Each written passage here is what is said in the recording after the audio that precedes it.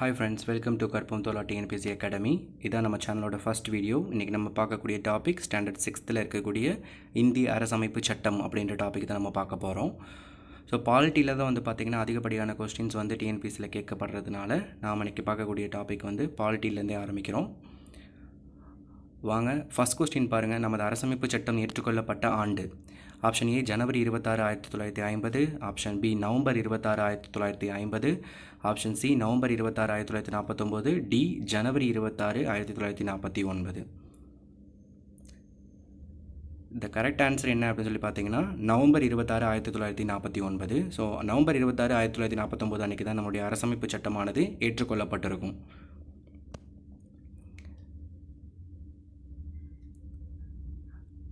Next பார்த்தீங்க அப்படின்னா second question என்னென்னா, எந்த காங்கிரஸ் மாநாட்டில் முழு சுயராஜ்யத்தை அடைவது என்ற முழக்கம் வலுப்பெற்றது அப்படின்னு சொல்லி 4 ஆப்ஷன் கொடுத்துருக்காங்க. கரெக்டான ஆன்சர் எதுன்னு சொல்லி யோசிங்க.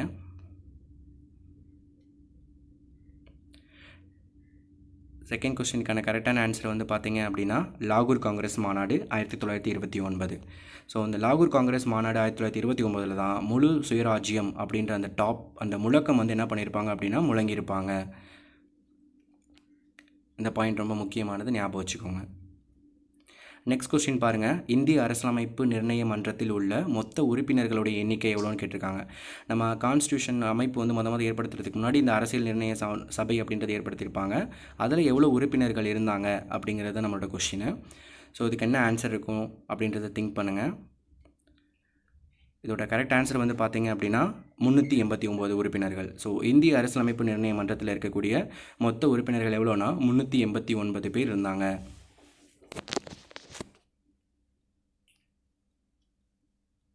நெக்ஸ்ட் கொஸ்டின் பார்க்கலாம். நெக்ஸ்ட் கொஸ்டின் பாருங்கள். இந்திய அரசியலமைப்பு சட்ட வரைவு குழுவில் இருந்த மொத்தம் உறுப்பினர்களுடைய எண்ணிக்கை கேட்குறாங்க. எத்தனை உறுப்பினர்கள் இடம்பெற்றிருந்தாங்க அப்படின்றது தான் கொஸ்டின். 5 பேரா, 6ஆ, 8ஆ, 7ஆ அப்படின்றது ஆப்ஷன்ஸில் இருக்குது. ஸோ திங்க் பண்ணுங்கள் என்ன ஆன்சர் வரும்னு. கரெக்ட் ஆன்சர் என்ன அப்படின்னு சொல்லி பார்த்தீங்கன்னா 7. ஸோ நம்மளோட அந்த டிராஃப்டிங் கமிஷன் அப்படின்னு சொல்லுவாங்க, அதில் இருந்த உறுப்பினர்களோட எண்ணிக்கை 7. ஒரு தலைவர் ப்ளஸ் 6 உறுப்பினர்கள் இடம்பெற்றிருப்பாங்க.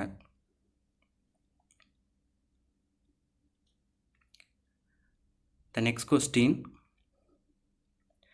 முழு சுயராஜ்யத்தை தொடர்ந்து முழு சுதந்திர நாளாக கொண்டாடப்படுது. நம்ம பார்த்தோம் இல்லையா, 1929 என்ன பண்ணாங்க, முழு சுயராஜ்யம் அப்படின்ற முழக்கம் வந்துச்சு. அதை தொடர்ந்து எப்போ முழு சுதந்திர நாளாக கொண்டாடினாங்க அப்படின்றது தான் இந்த கொஷின். இதுக்கான ஆன்சர் பார்த்தீங்க அப்படின்னா 1930 ஜனவரி 26. அந்த நாளில் தான் என்ன பண்ணியிருப்பாங்க அப்படின்னா முழு சுதந்திரம் அடைந்து விட்டோம் என்று ராவி நதிக்கரையில் என்ன பண்ணியிருப்பாங்க அப்படின்னா பாடல்கள் பாடி கொண்டாடி இருந்திருப்பாங்க, தேசிய கீதம் முழங்க. Next question.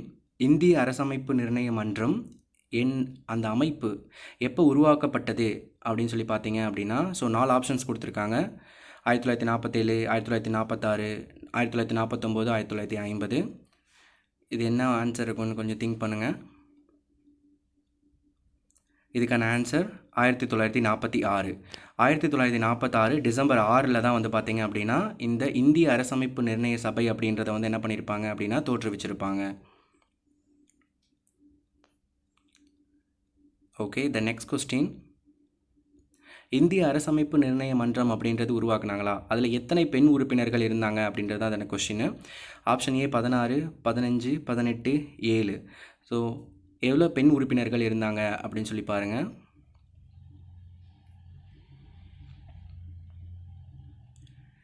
Correct answer 15. So அந்த இந்திய அரசமைப்பு நிர்ணய மன்றத்தில் 15 பெண் உறுப்பினர்கள் இருந்தாங்க அப்படின்றது தான் கரெக்டான பதில்.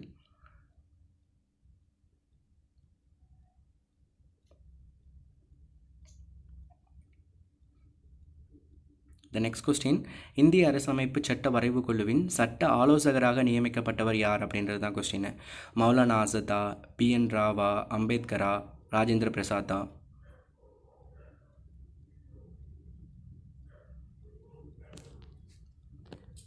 இதுக்கான கரெக்டான ஆன்சர் என்ன அப்படின்னு பார்த்தீங்கன்னா BN Rao. So BN Rao அப்படின்றவங்க தான் இந்த கான்ஸ்டியூஷன் அந்த டிராஃப்டிங் கமிஷன் இருக்குல்ல, அதுக்கான ஆலோசகராக நியமிக்கப்பட்டிருப்பாங்க.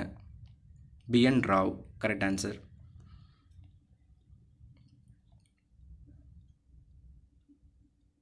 த நெக்ஸ்ட் கொஸ்டின், அரசமைப்பு நிர்ணய சபையின் முதல் கூட்டம் நடைபெற்ற ஆண்டு அப்படின்னு சொல்லி கேட்டிருக்காங்க. என்னென்னு பாருங்கள். First option 1946 December 11, second option 1946 December 10, third வந்து டிசம்பர் 9, ஃபோர்த்து டிசம்பர் 6. வருஷம்லாம் ஒன்றா இருக்குது. ஸோ இதுக்கான கரெக்டான ஆன்சர் வந்து பார்த்தீங்க அப்படின்னா 1946 டிசம்பர் 9.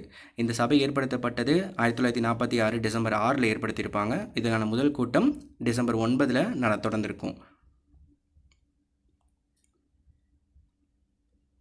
த நெக்ஸ்ட் கொஸ்டின், இந்திய அரசமைப்பு சட்டம் எத்தனை நாடுகளிலிருந்து பெறப்பட்டது? 60 நாடுகள்லையா, 64, 62, 65? இதற்கான சரியான பதில் என்ன அப்படின்னு சொல்லிட்டு யோசிங்க.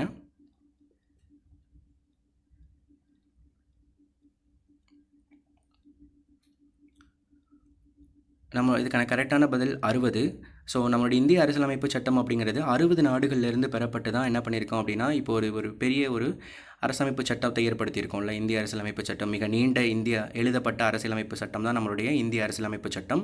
அது 60 நாடுகள்லேருந்து பெறப்பட்டது. நெக்ஸ்ட் கொஸ்டின், இந்திய அரசமைப்பு சட்டத்தின் தந்தை யார் அப்படின்னு கேட்டிருக்காங்க. ஜவஹர்லால் நேருவா, பிஎன் ராவா, அம்பேத்கரா, இல்லை ராஜேந்திர பிரசாத்தா? திங்க் பண்ணுங்கள் ஃப்ரெண்ட்ஸ்.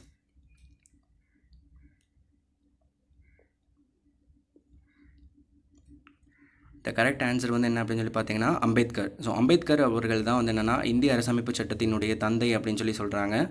அவர் தான் நம்மளுக்கு தெரியும் கான்ஸ்டியூஷனை வந்து ஏற்படுத்தினது அவர் தான். ஸோ அதான் அரசமைப்பு சட்டத்தின் தந்தை அப்படின்னு சொல்லி அழைக்கப்படுறாரு. ஆன்சர் அம்பேத்கர். நெக்ஸ்ட் கொஸ்டின், இந்திய அரசமைப்பு சட்டம் எழுதி முடிக்க எடுத்துக்கொள்ளப்பட்ட நாட்கள் எவ்வளவு அப்படின்னு சொல்லி கேட்டிருக்காங்க. அதாவது நம்மளுடைய கான்ஸ்டியூஷன் வந்துட்டு எவ்வளோ நாளாக எழுதினாங்க. ஸோ 60 நாடுகள்லேருந்து பெறப்பட்டது அப்படின்னு சொல்லியிருக்காங்க. அப்போ எந்தெந்த நாடுகளில் தேவைப்பட்டதெல்லாம் எடுத்திருப்பாங்க. ஸோ அதுபடி எவ்வளோ நாட்கள் எழுதி முடிக்கப்பட்டது அப்படின்னு சொல்லி கேட்டிருக்காங்க. இதுக்கான கரெக்டான ஆன்சர் வந்து பார்த்திங்கன்னா 2 ஆண்டுகள் 11 மாதம் 17 நாட்கள். இப்போ 2020 வந்த 6th புக்கில் வந்து பார்த்திங்கன்னா 2 ஆண்டுகள் 11 மாதம் 18 நாட்கள் அப்படின்னு சொல்லி கொடுத்துருப்பாங்க. இவ்வளோ நாட்கள் எடுத்திருக்கு நம்மளுடைய அரசியலமைப்பு எழுதி முடிக்க. நெக்ஸ்ட் கொஸ்டின், இந்திய அரசியலமைப்பு நிர்ணய சபையின் தலைவராக தேர்ந்தெடுக்கப்பட்டவர் யார் அப்படின்னு கேட்டிருக்காங்க. ஸோ இந்த அரசியலமைப்பு நிர்ணய சபையின் தலைவர் யார் அப்படின்னு கேட்டால் option A Jawaharlal Nehru, B N Rau, Ambedkar, Rajendra Prasad அப்படின்னு சொல்லியிருக்கு. ஸோ கரெக்ட் ஆன்சர் என்னென்னு திங்க். இதுக்கான correct answer Rajendra Prasad. So Rajendra Prasad அவர்கள் தான் வந்து நிரந்தர தலைவராக தேர்ந்தெடுக்கப்பட்டிருப்பாங்க. 1946 டிசம்பர் 9 சச்சிதானந்த சின்ஹா வந்து தேர்ந்தெடுக்கப்பட்டிருப்பாங்க. அவர் 10 இறந்துருவார் டிசம்பர் 10. அவருக்கு அடுத்து டிசம்பர் 11 நிரந்தர தலைவராக ராஜேந்திர பிரசாத் தேர்ந்தெடுக்கப்பட்டிருப்பாங்க. இந்திய அரசமைப்பு சட்டம் இறுதி செய்யப்படுவதற்கு எத்தனை திருத்தங்கள் மேற்கொள்ளப்பட்டுச்சு? நம்மளுடைய கான்ஸ்டியூஷனாக ஓகே அப்படின்னு சொல்கிறதுக்குள்ளே எவ்வளோ திருத்தங்கள் அதில் மேற்கொண்டாங்க அப்படின்னு சொல்லி பாருங்கள். ஏன்னா நம்மளோடலேருந்து இருந்தவங்க வந்து பார்த்திங்கன்னா பெரும்பாலும் வழக்கறிஞர்கள் இவங்க தான் வந்து அந்த கூட்டத்தில் இருந்தாங்க. அதனால் நிறையா திருத்தங்கள் கொண்டு வந்திருப்பாங்க. எவ்வளோ அப்படின்னு பார்த்தீங்கன்னா 2000க்கும் மேற்பட்ட திருத்தங்கள். So answer 2000. இந்த கரெக்ட் ஆன்சர் வந்து பார்த்திங்கன்னா 2473 திருத்தங்கள் வந்து மேற்கொள்ளப்பட்டிருக்கும்.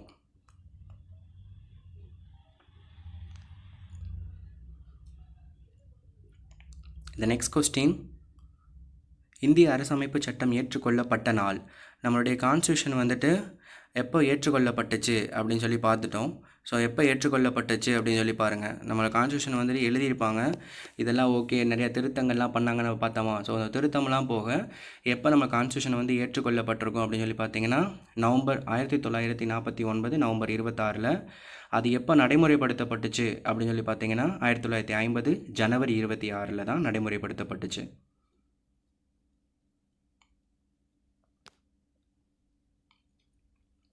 த நெக்ஸ்ட் கொஸ்டின், இந்திய அரசமைப்பு சட்டத்தை உருவாக்க எவ்வளவு செலவானது? ஸோ அப்போ வந்து நம்ம கான்ஸ்டியூஷன் மேக் பண்ணுறதுக்கு எவ்வளோ செலவாச்சு அப்படின்னு சொல்லி பார்த்து கேட்டிருக்காங்க. 60 லட்சமா, 64, 62 லட்சமா, 65 லட்சமான்னு கேட்டிருக்காங்க. இந்த கொஸ்டினுக்கான கரெக்டான ஆன்சர் பார்ப்போம். கரெக்ட் ஆன்சர் வந்து பார்த்தீங்க அப்படின்னா 64 லட்சம். ஓகேவா, 64 lakhs வந்து ஆயிருக்கு நம்மளுடைய கான்ஸ்டியூஷனை வந்து மேக் பண்ணுறதுக்கு. எவ்வளோ நாடுகள்லேருந்து பெறப்பட்டுச்சு அப்படின்னு சொல்லி பார்த்தா 60 நாடுகள்லேருந்து பெறப்பட்டது நம்மளுடைய கான்ஸ்டியூஷன். நெக்ஸ்ட் கொஸ்டின் பாருங்கள், இந்திய அரசமைப்பு சட்டம் 2016 வரைக்கும் எத்தனை முறை திருத்தப்பட்டிருக்கு அப்படின்னு சொல்லி பார்த்தீங்கன்னா 104 முறையா, 103, 101, 102 கேட்டிருக்காங்க. அதாவது 2016 வரைக்கும், இது நம்ம புக் டேட்டா படி, ஓகேங்களா? ஸோ 2016 வரைக்கும் நம்ம கான்ஸ்டியூஷனை வந்து எவ்வளோ டைம் சேஞ்ச் பண்ணியிருக்காங்க அப்படின்னு சொல்லி கேட்டிருக்காங்க. இதுக்கான கரெக்டான ஆன்சர் வந்து பார்த்தீங்கன்னா 101. ஓகேவா? ஸோ 101 டைம் என்ன பண்ணியிருக்காங்க அப்படின்னா நம்மளுடைய கான்ஸ்டியூஷனில் வந்து சேஞ்சஸ் கொண்டு வந்திருக்காங்க.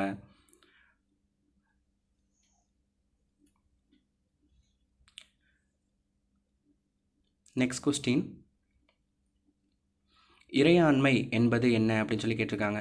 ஸோ இறையாண்மை அப்படின்றது வேர்டு எதில் இருக்கும் அப்படின்னு சொல்லி பார்த்தீங்கன்னா நம்மளுடைய முகப்புரை அப்படின்னு சொல்லி இருக்கும்ல. ஸோ முகப்புரை அப்படிங்கிறதுல தான் அந்த இறையாண்மை அப்படின்ற வார்த்தை இடம்பெற்றிருக்கும். அந்த இறையாண்மைக்கான மீனிங் என்ன அப்படின்னு சொல்லி கேட்குறாங்க. ஸோ ஆப்ஷன்ஸ் பாருங்கள், கரெக்டான ஆன்சர் என்னன்னு சொல்லி யோசிங்க. கரெக்ட் ஆன்சர் வந்து பார்த்தீங்கன்னா ஒரு நாட்டின் உச்சநிலை அதிகாரம். ஓகேங்களா? ஸோ இறையாண்மை அப்படிங்கிறது தான் நம்ம ஒரு நாடு இருக்குன்னா அந்த நாட்டுடைய உச்சநிலை அதிகாரம். அதில் யாரும் வேறு எந்த ஒரு நாடும் தலையிட முடியாது. ஸோ அதான் சொல்கிறாங்க உச்சநிலை அதிகாரம் அப்படின்னு சொல்லிட்டு. கரெக்ட் ஆன்சர் ஒரு நாட்டின் உச்சநிலை அதிகாரம் தான் இறையாண்மை. த நெக்ஸ்ட் கொஸ்டின், சட்ட வரைவு குழுவின் தலைவர் யார்?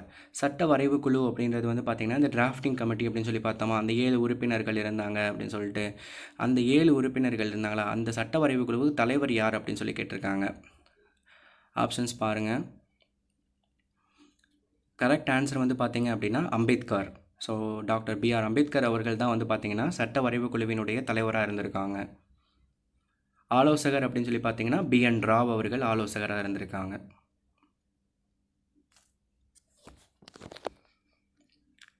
நெக்ஸ்ட் கொஸ்டின், இந்திய அரசமைப்பு சட்டம் நாடாளுமன்ற நூலகத்தில் எந்த வாயு நிரப்பப்பட்டு பாதுகாக்கப்பட்டு வருகிறது அப்படின்னு கேட்டிருக்காங்க. ஸோ ஆப்ஷன்ஸ் பார்த்துக்கோங்க.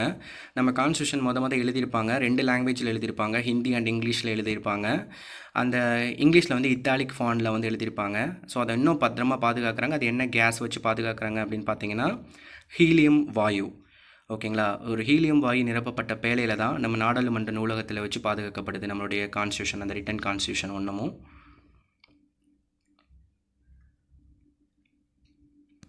த நெக்ஸ்ட் கொஸ்டின், இந்திய அரசமைப்பு சட்டம் உருவாகும் போது எத்தனை உறுப்புகள், எத்தனை பகுதிகள், எத்தனை அட்டவணைகள் இருந்தது அப்படின்னு கேட்குறாங்க. ஸோ நம்ம கான்ஸ்டியூஷன் என்ன பண்ணியிருப்பாங்கன்னா நிறைய உறுப்புகள், நிறைய ஆர்டிகல்ஸ் இருக்கும். ஸோ அதான் உறுப்புகள். நிறையா பகுதிகளை பிரித்து வச்சுருப்பாங்க, நிறைய அட்டவணைகள் இருக்கும். அந்த படி கேட்கும்போது கான்ஸ்டியூஷன் மேக் பண்ணும்போது எத்தனை இருந்தது அப்படின்னு கேட்குறாங்க. இந்த கரெக்ட் ஆன்சர் வந்து பார்த்திங்கன்னா 395 உறுப்புகள் இருந்திருக்கும். அதே போல் 22 பகுதிகள் இருந்திருக்கும், 8 அட்டவணைகள் இருந்திருக்கும் கான்ஸ்டியூஷன் மேக் பண்ணும்போது, நம்ம கான்ஸ்டியூஷனை உருவாக்கும் போது.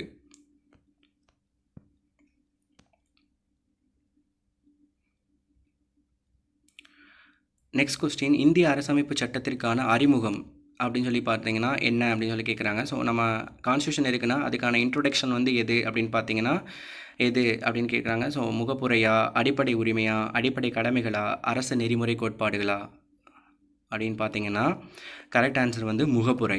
ஸோ முகப்புரை அப்படின்னு சொல்லுவாங்க, இந்த முகவுரை அப்படின்னு சொல்லலாம். ஸோ இதுதான் வந்து பார்த்திங்க அப்படின்னா நம்ம அரசமைப்பு சட்டத்திற்கான ஒரு அறிமுகமாக இருக்குது. எப்படி ஒரு புக்குக்கு வந்து இன்ட்ரொடக்ஷன் இருக்குமோ, முன்னாடி ஒரு கட்டுரைனா இன்ட்ரொடக்ஷன் இருக்குமோ, ஸோ அது மாதிரி நம்ம கான்ஸ்டியூஷனுக்கு ஒரு இது இருக்குது, அதான் அந்த முகப்புரை அப்படிங்கிறது. நெக்ஸ்ட் கொஸ்டின், அமைதிக்கான நோபல் பரிசு 2014 யாருக்கு வழங்கப்பட்டுச்சு அப்படின்னு சொல்லி பார்த்தீங்கன்னா 4 ஆப்ஷன்ஸ் இருக்குது. ஸோ கரெக்டான ஆன்சர் என்னன்னு சொல்லி திங்க் பண்ணுங்கள். அமைதிக்கு நோபல் பரிசு 2014 யாருக்கு கொடுத்துருக்காங்க அப்படின்றது தான் கொஸ்டின். இதுக்கான கரெக்டான ஆன்சர் வந்து பார்த்தீங்க அப்படின்னா A and B. அதாவது என்னென்னா கைலாஷ் சத்யார்த்தி அப்படின்றவங்களுக்கும் மலாலா யூசுப்சாய் அப்படின்றவங்களுக்கு வந்து அமைதிக்கான நோபல் பரிசு 2014 கிடச்சிருக்கும். அதில் கைலாஷ் சத்யார்த்தி இந்தியாக்காரவங்க, மலாலா யூசுப்சாய் வந்துட்டு பாகிஸ்தானை சேர்ந்தவங்க.